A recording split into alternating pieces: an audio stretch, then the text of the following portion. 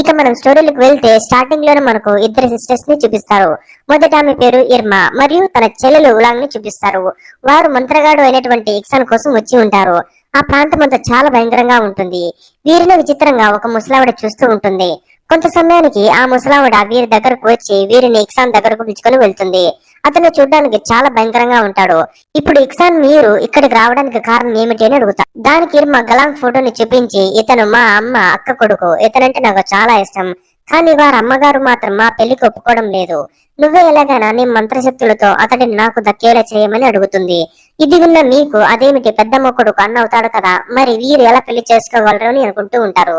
దానికి మన హిందువుల్లో ఎలాగైతే మన అత్త కూతుర్ని పెళ్లి చేసుకుంటారో అలాగే ముస్లింస్ వారి పిన్నమ్మ కూతుర్ని కానీ పెద్దమ్మ కూతుర్ని కానీ పెళ్లి చేసుకుంటారు. అలాగే నార్త్ స్టేట్స్ లో కొంతమంది హిందువులు కూడా తమకు చెల్లెలు వరుస అయ్యే వారిని పెళ్లి చేసుకుంటారు. అది విన్న ఎక్సాన్ అతని ఫోటో చూసి కొన్ని మంత్రాలను చదివి పక్కనే ఉన్న తన చెల్లెలు ఉలాంగ్ బాడీలోకి జిన్ అనే భయంకరమైన దయ్యాన్ని పంపిస్తాడు. ఆ దయ్యం ఉలాంగ్ బాడీలోకి వెళ్ళగానే భయంకరంగా మారి గలాంగ్ ని పెళ్లి చేసుకుంటే అతని చేతిలోనే చనిపోతావు కాబట్టి పెళ్లి చేసుకోవాలన్న నీ నిర్ణయం మార్చుకోమని చెబుతుంది. ఇక్కడ సీన్ కట్ అయ్యి మనకు 12 సంవత్సరాల తర్వాత చూపిస్తారు. ఇప్పుడు గలాంగ్ కి నిషా అనే ఆమెతో పెళ్లి ఉంటుంది. అలాగే వీరికి ఒక కూతురు పుట్టి ఉంటుంది. తన పేరు సోఫియా. సోఫియా పుట్టుకతోనే బ్లైండ్. ఇప్పుడు ఇర్మా తన చెల్లెలు ఉలాంగ్ మరియు వారి అమ్మగారితో కలిసి సోఫియా 12వ పుట్టినరోజుకి గలాంగ్ ఇంటికి వస్తారు. వీరిని చూసిన నిషా వారిని ఇంట్లోకి వెల్కమ్ చేస్తుంది. ఇర్మా సోఫియా దగ్గరకు వెళ్లి తాను తెచ్చిన బొమ్మను గిఫ్ట్ గా ఇస్తుంది. ఇర్మా అమ్మగారు మరియు ఉలాంగ్ గలాంగ్ అమ్మగారి ఆరోగ్యం గురించి అడుగుతారు. ఇక్కడ గలాంగ్ అమ్మగారికి ఆరోగ్యం బాగోక మంచం మీదే ఉంటుంది. తనకు గలాంగ్ పెళ్లి అయిన తర్వాత ఇలా జరిగి ఉంటుంది. ఇక్కడ మనం తెలుసుకోవాల్సిన విషయం ఏమిటంటే గలాంగ్ ని ఇచ్చి పెళ్లి చేయని కారణం వల్ల ఇర్మాని గలాంగ్ అమ్మగారిపై చేతబడి చేయించి ఉంటుంది. ఇర్మా మెల్లగా బయటకు వెళ్లి గలాంగ్ ని వెనక నుండి కౌలించుకుంటుంది. దాంతో భయపడ్డ గలాంగ్ ఆమెను పక్కకు నెట్టి నువ్వు చేస్తున్న పని ఏమిటి, ఎవరైనా చూస్తే మన పరువే పోతుంది అని కోపగించుకుంటాడు. దానికి ఇర్మా మనం గత 12 సంవత్సరాలుగా ప్రేమించుకుంటున్నాం. నన్ను కాదని మధ్యలో వచ్చిన నీసాని ఎలా పెళ్లి చేసుకుంటావు, ఇది నీకు మోసంలో అనిపించడం లేదా అని అంటుంది. అంతేకాకుండా ఇప్పుడు నేను ప్రెగ్నెంట్, ఎలాగైనా నువ్వు నన్ను పెళ్లి చేసుకోవాలని అంటుంది. దానికి గలాంగ్ నువ్వంటే కూడా నాకు చాలా ఇష్టం, కానీ ఇప్పుడు నాకంటూ ఒక ఫ్యామిలీ ఉంది కాబట్టి నన్ను మర్చిపో అని అంటాడు. అలాగే నీ ప్రెగ్నెన్సీ కూడా తీసేసుకో అని అంటాడు. దానికి కోపగించుకున్న ఇర్మా గలాంగ్ ని తిట్టడం మొదలు పెడుతుంది. ఇంతలో అక్కడికి సోఫియా వచ్చి గలాంగ్ ని అక్కడ నుండి పిలుచుకుని వెళ్తుంది. అలా అక్కడ ఫంక్షన్ అయిపోగానే వీరు తమ ఇంటికి బయలుదేరతారు. కానీ ఇర్మా మాత్రం గలాంగ్ కి కంటిన్యూస్ గా కాల్ చేస్తూనే ఉంటుంది. కానీ గలాంగ్ మాత్రం ఆమె కాల్ కి రియాక్ట్ అవ్వడు. దీన్ని గమనిస్తున్న ఇర్మా చెల్లెలు ఉలాంగ్ ఇర్మాతో నువ్వు చేస్తున్నది చాలా తప్పు, ఇప్పటికైనా మారితే అందరికి మంచిది అని అంటుంది. దానికి ఇర్మా కోపగించుకుని ఆమెను తన రూమ్ నుండి బయటికి గెంటివేసి గలాంగ్ పనిచేసే చోటుకు వెళ్తుంది. అక్కడ ఇర్మాని చూసిన గలాంగ్ ఇక్కడ నుండి వెళ్లిపోమని అంటాడు. కానీ ఇర్మా మాత్రం నా కడుపులో నీ కొడుకు పెరుగుతున్నాడు కాబట్టి నువ్వు నన్ను పెళ్లి చేసుకోమని అంటుంది.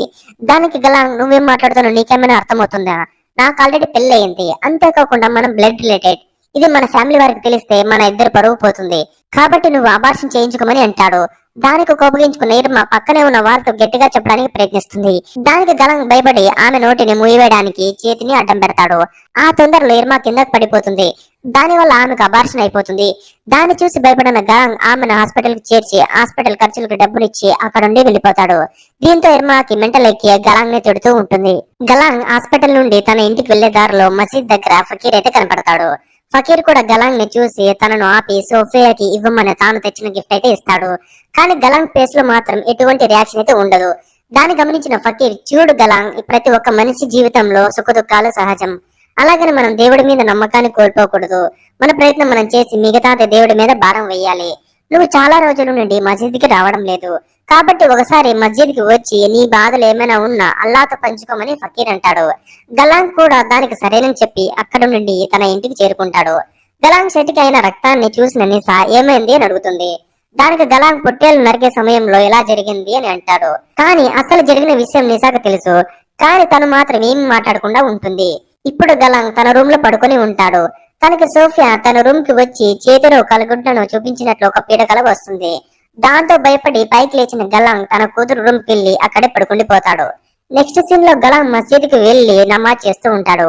కానీ ఆ నమాజ్ చేస్తున్నప్పుడు కూడా తాను బాధపడుతూ ఉంటాడు. దానికి కారణం తన కూతురి పరిస్థితి. అలా అక్కడి నమాజ్ చేయడం పూర్తి అవగానే మస్జిద్ నుండి బయటకు వస్తాడు. ఇప్పుడు గలాంగ్ కి ఇర్మా ఫోన్ చేస్తుంది. ఫోన్ కాల్ ని చూడగానే గలాంగ్ కోపంగా ఫోన్ ఎత్తి ఇంకొకసారి నాకు ఫోన్ చేయకమని కోపంగా ఫోన్ పెట్టేస్తాడు. ఇర్మా మళ్ళీ ఫోన్ చేయడానికి ప్రయత్నిస్తుంది. కానీ గలాంగ్ ఫోన్ ని లిఫ్ట్ చేయడు.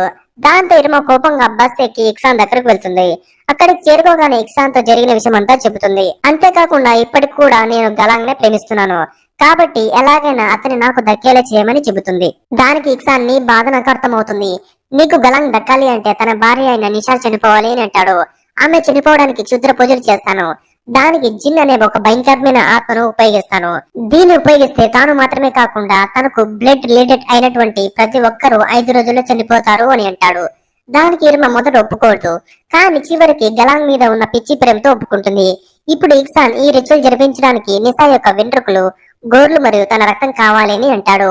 వాటిని తీసుకుని రావడానికి ఇర్మ గలాంగ్ ఇంటికి వెళ్తుంది. ఆమె వెళ్లే సమయానికి అక్కడ గలాంగ్ ఉండడు. కేవలం నిషా మరియు సోఫై మాత్రమే ఉంటారు. ఇర్మ ఇంటికి రావడానికి చూసిన నిషా ఈ సమయంలో ఇక్కడికి ఎందుకు వచ్చావు అని అడుగుతుంది. దానికి ఇర్మ సోఫియాను చూడబుద్ధి ఏంది, అందుకోసం వచ్చాను అని అంటుంది. ఇలా ఇర్మ సోఫియాతో కొంత సమయం మాట్లాడి బాత్రూమ్ కి వెళ్తుంది. అక్కడ తనకు కనిపించిన వెంట్రుకలను రక్తం అంటుకున్న సేఫ్టీ ప్యాడ్ ని తీసుకుని ఒక బ్యాగ్ లో పెట్టుకుంటుంది. ఇలా అక్కడ పని అయిపోగానే వారికి వెళ్ళేస్తాను అని చెప్పి అక్కడ నుండి బయలుదేరుతుంది.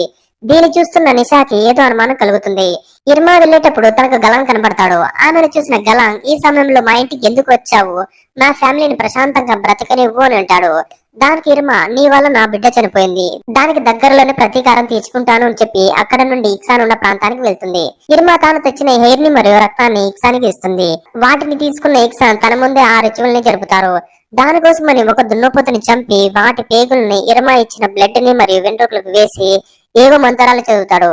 ఈ సీన్ చూడడానికి చాలా భయంకరంగా ఉంటుంది. ఆ మంత్రాలు చెబుతూనే ఉంటే ఆ ప్రదేశం మొత్తం ఊగిపోతూ ఉంటుంది. దాన్ని చూసిన ఇర్మాకి చాలా భయం వేస్తుంది. కొంత సమయానికి ఇక్సాన్ మంత్రాలు చెప్పడం ఆపగానే ఆ ప్రాంతం అంతా స్టేబుల్ అయిపోతుంది. ఇప్పుడు ఇక్సాన్ ఇర్మాతో రిచువల్ అయిపోయింది. ఈ రోజు నుండి 5 రోజుల్లో నిషాకు సంబంధించిన బ్లడ్ రిలేషన్ మొత్తం చనిపోతారు అని అంటాడు. నెక్స్ట్ సీన్ లో మనకు నిషాని చూపిస్తారు. తాను తెల్లవారుజామున 3 గంటలకు తన ఇంట్లో నమాజ్ చేస్తూ ఉంటుంది. అలా నమాజ్ చేస్తున్న సమయంలో తనకు ఎనుపోతు తల కనబడుతుంది. దాన్ని చూసి భయపడిన నిషా గట్టిగా అరుస్తుంది. ఆ శబ్దానికి భయపడి పైకి లేచిన గలాంగ్ నిషా దగ్గరకు వచ్చి ఏమైందని అడుగుతాడు. దానికి నిషా నాకు ఎనుపోతు తల కనపడింది అంటూ భయపడుతూ చెప్తుంది. ఆ మాటలకు కోపగించుకున్న గలాంగ్ ఈ సమయంలో నమాజ్ చేసి నా నిద్రను కూడా చెడగొడుతున్నావు, వెళ్లి పడుకోపో అని తనను తిడతాడు. అలా ఒక రోజు కంప్లీట్ అవుతుంది. మరుసటి రోజు నిషా తన రూమ్ కు వెళ్లి అక్కడ బట్టలు కుడుతున్న సమయంలో తనకు మంచం కింద నుండి ఎవరు బాటిల్ విసిరినట్టు అనిపిస్తుంది. దానికి తాను కిందకు చూడగానే అక్కడ ఇర్మా సోఫియాకి గిఫ్ట్ గా ఇచ్చిన బొమ్మ కనబడుతుంది. దాని నిషా తీసుకుని విచిత్రంగా చూస్తూ ఉంటుంది. ఆ బొమ్మ వెంట్రుకలను తన వెంట్రుకలను కత్తిరించి వాటిని మింగివేస్తుంది. ఈ సీన్ చూస్తున్న మనకు ఏదోలా అనిపిస్తుంది. దీన్ని బట్టి ఇక్సాన్ చేసిన రిచువల్ పని చేయడం మొదలైందని మనకు అర్థమవుతుంది. నెక్స్ట్ సీన్ లో మనకు 2వ రోజును చూపిస్తారు. గలాంగ్ తన పని కంప్లీట్ చేసుకుని ఇంటికి తిరిగి వస్తాడు.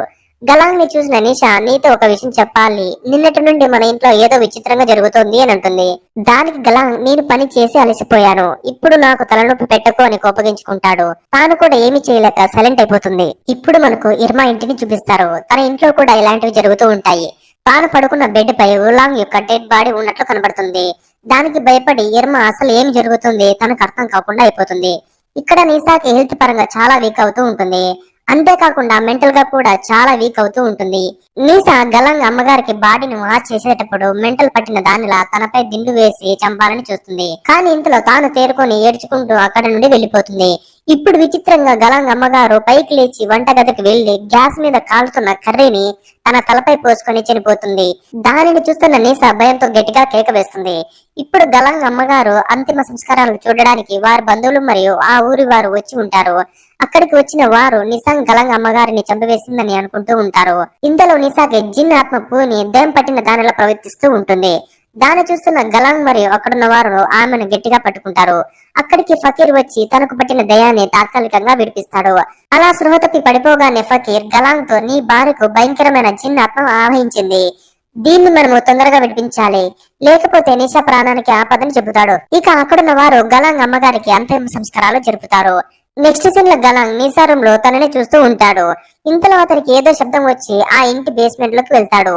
అక్కడ భయంకరంగా కొంతమంది వైట్ డ్రెస్ వేసుకున్న ఆడవారు సోఫియాకి ఆ బట్టలను చుట్టి తనపై ఏవో మంత్రాలు ప్రయోగిస్తూ ఉంటారు. దాన్ని చూసి భయపడిన గలాంగ్ కాలు స్లిప్ అయి వెళ్తాడు. ఆ ఫకీర్ గలాంగ్ కి ఒక పవిత్రమైన జలాన్ని ఇచ్చి ఇవి నీ భార్య తలపై చల్లమని చెబుతాడు. వాటిని తీసుకున్న గలాంగ్ అక్కడ నుండి తన ఇంటికి తిరుగుతుంది. అక్కడ గలాంగ్ అమ్మగారి ఆత్మ నిషాపై పడి తనను బయట పెట్టేస్తుంది. దానికి భయపడిన నీసా గట్టిగా కేక వేస్తుంది. ఇంతలో ఇంటికి చేరుకున్న గలాంగ్ నీసాన్ని పట్టుకొని నీసా తలపై ఇంతకు ముందు ఫకీర్ ఇచ్చిన వాటర్ ని చల్లుతాడు. దానితో నిసా సైలెంట్ అయిపోతుంది. ఇక్కడ ఇర్మా ఇంట్లోనూ ఇలాంటివి జరుగుతూ ఉంటాయి. ఇర్మా అమ్మగారికి ఏదో దయం పట్టిన దానిలా ప్రవర్తించి అక్కడ ప్లేట్స్ అన్నిటిని పగలగొట్టి ఆ ముక్కలు మింగివేస్తుంది. దానివల్ల తన గొంతు కోసుకొని పోయి అక్కడికక్కడికి చనిపోతుంది. ఇంతలో అక్కడికి వచ్చిన ఇర్మా మరియు ఉలాంగ్ తమ అమ్మగారు చనిపోయి ఉండడం చూసి చాలా ఏడుస్తారు. ఇప్పుడు ఇర్మా ఉలాంగ్ తో జరిగిన విషయం అంతా చెబుతుంది. దానికి ఉలాంగ్ నువ్వు చేసినది చాలా పెద్ద తప్పు, దీనివల్ల చాలా మంది అమాయకులు ప్రాణాలు పోగొట్టుకున్నారు, ఇప్పుడు నీ వల్ల నేను కూడా చనిపోతాను అని గట్టిగా ఏడుస్తూ ఉంటుంది. దానికి ఇర్మా అలా జరగదు, అసలు ఏమైందనే విషయాన్ని ఇక్సాన్నే డైరెక్ట్ గా వెళ్లి అడుగుతాను అని అక్కడ నుండి బయటకు వస్తుంది. ఇప్పుడు ఇర్మా మరియు ఉలాంగ్ గలాంగ్ ఇంటికి వెళ్లి తనకు జరిగిన విషయం అంతా చెబుతారు. దానికి గలాంగ్ కొప్పగించుకొని తనను తిట్టి ఇక నీ ముఖం నాకు చూపించుకో అని చెప్పి తనను అక్కడ నుండి పంపించి వేస్తాడు. నెక్స్ట్ సీన్ లో మనకు ఇది 5వ రోజు అని చూపిస్తారు. గలాంగ్ తన భార్య ప్రాణాలు కాపాడడానికి నిసాని మసీదుకి తీసుకుని వెళ్తాడు. ఇటువైపు ఇర్మా చెల్లెలు ఉలాంగ్ కి జిన్ ఆత్మ పట్టి ఒక చెట్టు నుండి దూకి చనిపోతుంది. దీంతో ఇర్మా అసలు ఏమి జరిగింది అని ఇక్సాన్ ఉన్న ప్రాంతానికి వెళ్లి అక్కడున్న వస్తువులను విసిరివేస్తూ ఉంటుంది. ఇప్పుడు తనకు కూడా జిన్ ఆత్మ పట్టి భయంకరంగా చనిపోతుంది. ఈ సీన్ చూస్తున్న మనకు లిటరల్ గా హార్ట్ అటాక్ అయితే వస్తుంది. ఇక్కడ ఫకీర్ నిసాకి పట్టిన దయ్యాన్ని విడిపించడానికి చాలా ప్రయత్నిస్తాడు. చివరికి తన బాడీలో ఉన్న దయ్యం గలాంగ్ ని చంపివేస్తుంది. ఇంతలో నిసా బాడీలో ఉన్న ఆత్మ వెళ్లిపోతుంది. ఇక ఫైనల్ గా ఆ ఆత్మ సోఫియా బాడీలోకి వెళ్లిపోతుంది. ఈ సీన్ చాలా భయంకరంగా ఉంటుంది. ఇప్పుడు మనకు ఒక ట్విస్ట్ అయితే రివీల్ చేస్తారు. అదేమిటి అంటే ఇర్మా ఆ రోజు ఇక్సాన్ కి ఇచ్చినది సోఫియా వెంట్రుకలు మరియు సోఫియా రక్తం, అంటే సోఫియా బ్లడ్ రిలేటివ్స్ ఇర్మా వల్లే వస్తారు. అందువల్ల నీసాతో పాటు గలాంగ్ పిన్నమ్మ, ఇర్మా మరియు ఉలాంగ్ చనిపోతారు. చివరకు తాను తవ్విన గోతిలో తనే పడిపోతుంది. అలా ఒక సోఫియా తప్ప వారి ఫ్యామిలీ అందరూ చనిపోతారు. ఇంతటితో ఈ స్టోరీ అయితే ముగుస్తుంది.